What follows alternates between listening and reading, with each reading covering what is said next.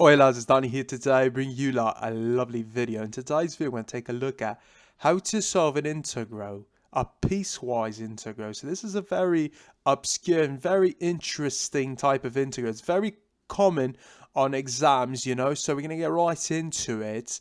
And the idea over here is essentially you have an f of x function that's alternating, meaning it's changing. It's not a constant f of x function. You're going to have an f of x function which is different according to the bound. So for this one right here, x multiplied square root 1 plus x squared, the bounds are going to be basically from 0 to 3.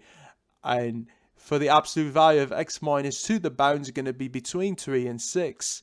Therefore, we need to represent this f of x function from bound 0 to 5 in terms of these two functions. So the way we can represent this integral is as shown below.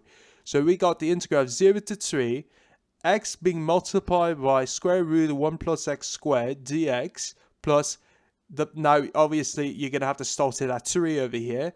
And since we are trying to solve from the bounds of 0 to 5 in our overall integral that we're trying to solve, it's going to basically, the end point is going to be 5. The upper bound is going to be 5, not 6. This is a trick they like to show, they like to do on exams, professors. So in that case, always look at the integral before you and use the bound that you see from the integral. So in this case, it's 5.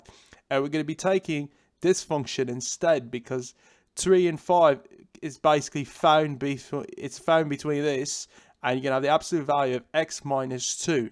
So we are basically set this integral up. And the way I like to think of these types of integrals, these piecewise integrals, is it's two separate integrals and maybe even three different types of integrals depending, right? Since here we only have two sets of bounds, basically you're going to have two integrals to solve. It's a problem where you're going to have an integral with multiple integrals to solve. So they're very straightforward and it's not very hard. Once you get to this point, it's very standard stuff. So it's basically taking an integral of each integral basically, right? So let's do the first one right here. So we got this integral. The way I like to solve this integral is basically calling out for a U-substitution straight away. We are going to say that U is equal to 1 plus x squared. Therefore, when you take the derivative of that on both sides, you are going to have du is equal to 2x dx.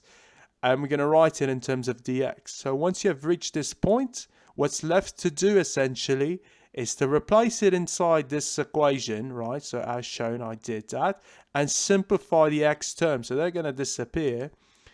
The next step is essentially, once you simplify, is to actually take the integral of square root of u. And that's very straightforward to solve. When you do that, you are going to have this, which is 2 divided by 3 to the power, 2 divided by 3 multiplied with u to the power of 3 divided by 2.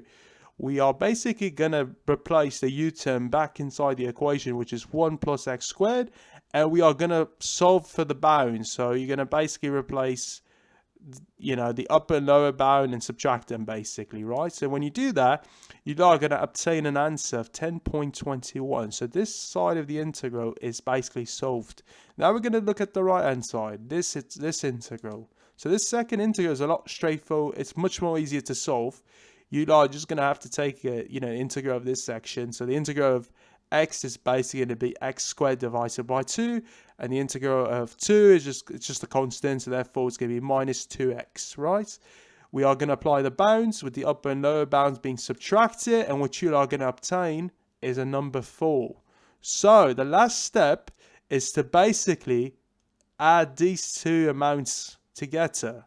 So you can basically solve from the integral of 0 to 5 of f of x dx, which is equal to this, is actually equal to 10.21 plus 4, which is equal to 14.21. And that's how you solve a piecewise integral. If you enjoyed this video, please drop a like and subscribe, and I'll see you later.